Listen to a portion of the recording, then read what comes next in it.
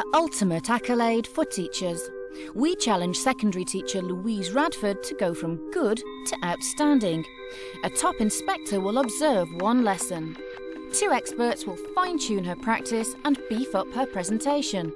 She then gets 2 weeks to take on the advice before the inspector comes back for the final verdict. Trying to do all these things with your teaching, but then trying to move yourself a step forward is an incredibly tiring, difficult thing to do.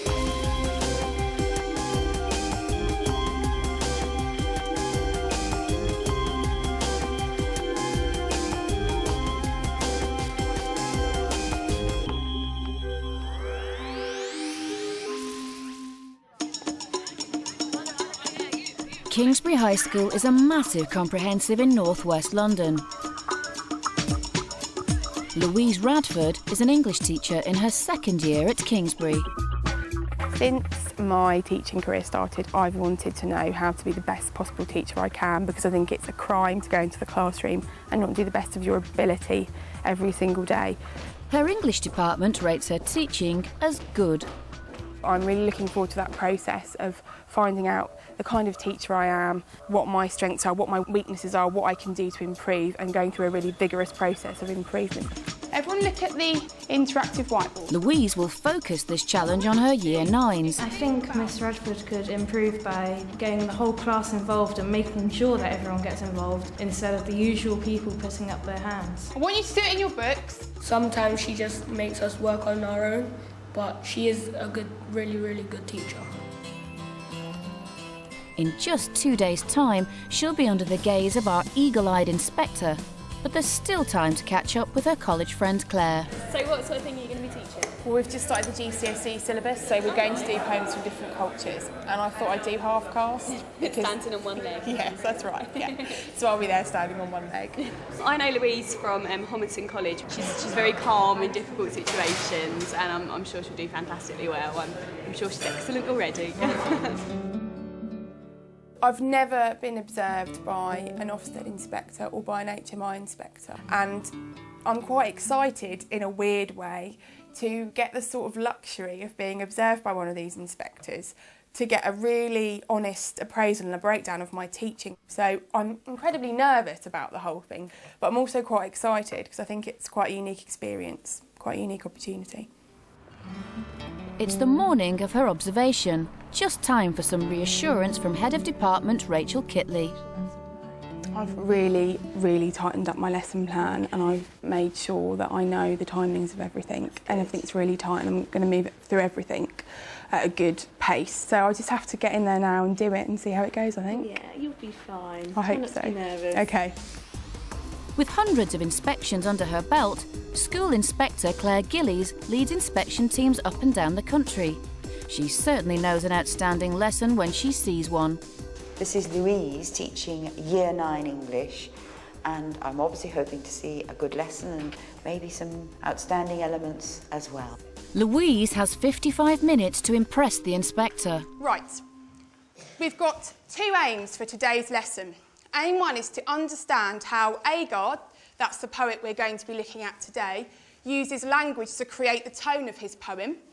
And also, aim 2, to produce a PEE paragraph, a point evidence... An accepted understanding of outstanding compared to good is that all pupils in a class have made at least the amount of progress you would expect in a lesson. Right, I've got 4 lines which come from the poem.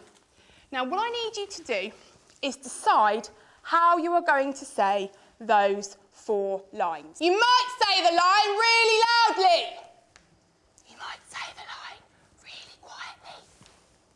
You might say the line in a really sarcastic way. Just read through the lines and decide how you're going to say them. The key elements that I'm looking for in a lesson: are the children absorbed? Are they all keen to do their best? Do you get the feeling they want to join in, that they like learning about that subject or topic? Rachel and Paul, and mix the black key with the white key in a half-cast symphony. Humorously. Why humorously? Because it's they're trying to make a joke out of it, saying that humorous because it's a joke. So a humorous use of language you felt, which is why you'd say the line in that way. Lovely. These lines come from the poem Half Caste. So it is time now for us to have a look at the poem. Excuse me, standing on one leg. I'm half caste. Could anyone just tell me what they think the theme of this poem is? Nicola. He's trying to explain that by someone saying half caste, they're not actually half or something. Thank you, Nicola. That's a really lovely answer. That using the term half caste suggests that you're half a person, and he's almost mocking that idea and taking that idea to be that you can't be half a person. Of course you can't be. Now, you're going to have a go at writing your own PEE paragraph. Now, this is what's going to happen. I've got your question up here. There is also an extension task. I'm going to work with the group in the middle, and I am going to be expecting the rest of you to get on with your paragraphs in silence. You're talking about the effect of the language. So if you could all highlight what you think the effect of the language is for me. What you think the effect is. That's right, Danny. You can have elements of outstanding in your lessons. You can do things that are considered to be outstanding. But your lesson will only ever be good because you're not using those tasks in the right way. The lesson isn't flowing in the right way, and maybe those tasks aren't quite linking back to the aims and the objectives of the lesson. What I want you guys to do now is spend 2 minutes reading through your own paragraphs and see what target you could give yourself. I think the best bit about the lesson was when she was saying her poem. I found that quite enjoyable. All targets written. Put your pens down for me. The lesson was like a bit tricky because I didn't know half the stuff that we were going to cover today. So by the end of the lesson I learnt it, but it was really confusing at the beginning. So how did Louise get on? Louise, thank you very much indeed. I really enjoyed that lesson. Okay. Now, let me highlight all the things that I think you've got such skills as a teacher. You virtually didn't have to worry about behaviour management at all, did you?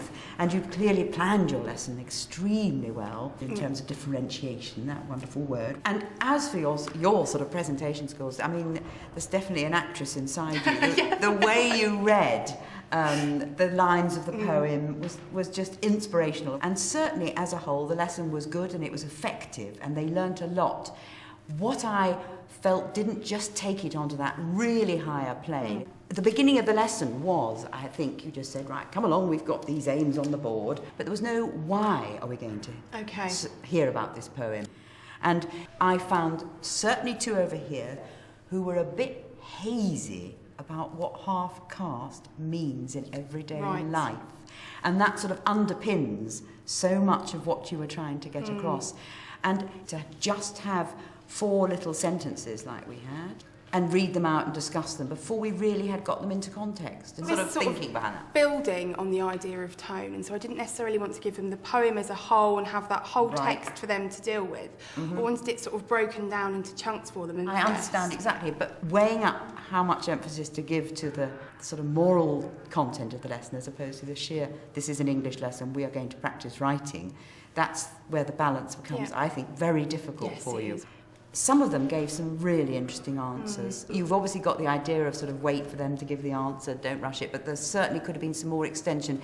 You were keen to get on, so clearly you sometimes extended their answers rather than trying to get them too. I mean, you've got so many teaching strengths. And I'm being, in a sense, super critical of really what were they going to take out of the lesson, what have they learnt, what were they going to be thinking about. Maybe the wholeness wasn't going to sort of go out of the room. Does that make sense? Yes, it does make sense. She can definitely go from good to outstanding because she's already got many elements that make her a good teacher. It's going to be a question of balancing the English that she's teaching with the implications of such a deep poem. It's finished. It's finished. Yeah! Woo! How did it go? You're waiting. No, I'm pleased with how it went, and I'm glad it's over. You're tired? I'm really tired. I was up at 6.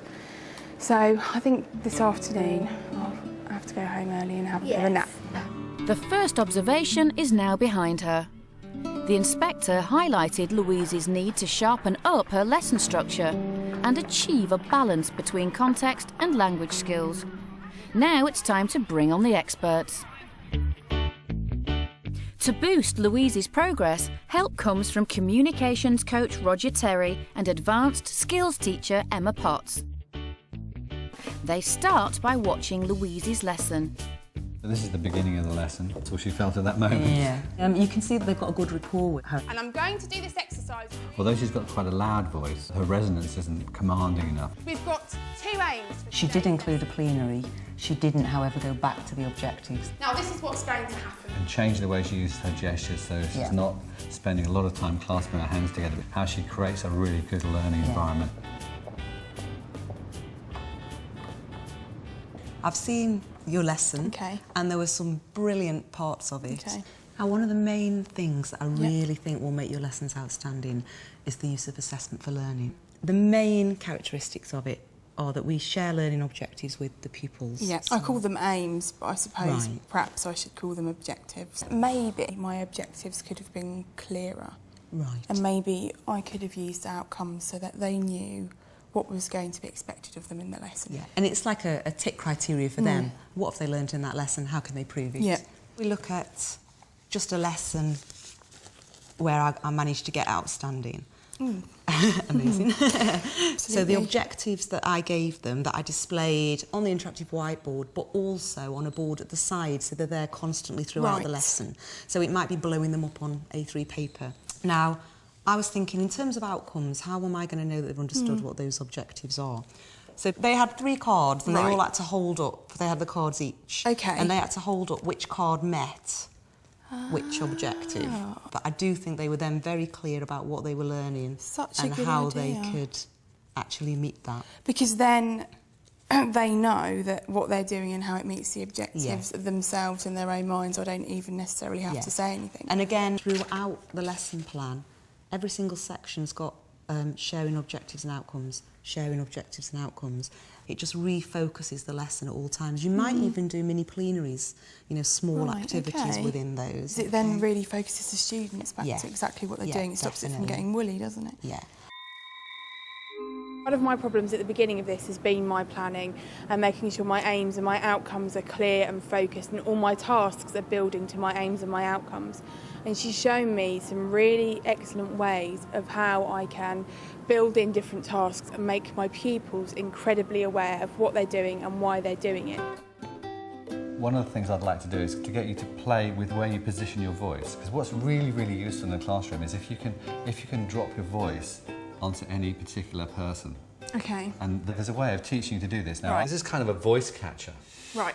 So all you need to do is to imagine that you're putting your voice into that cup. If we do this right, what I'll feel is a vibration in the cup because it's a nice thin cup. Now tell Johnny in here. Johnny, turn round. Excellent. Johnny, turn round. Excellent. Johnny, turn round. Okay, now I can feel a vibration on that when you do that, so that's good targeting. Tell Johnny to turn around once more. Okay. Johnny, this is the last warning. Turn round. Very good. Now, this is what's going to happen. You tend to have your gestures here, and they all fit into this box here. So what I want you to do is we're going to start off with, I want you to get your gestures a little bit bigger. In fact, it'd be really good. You know, when you're creating a picture for people, you really want your hands right up here. Yeah. How does that? Weird. Even higher up than that. Don't like it. You don't like it? Don't like that at all. Feels strange.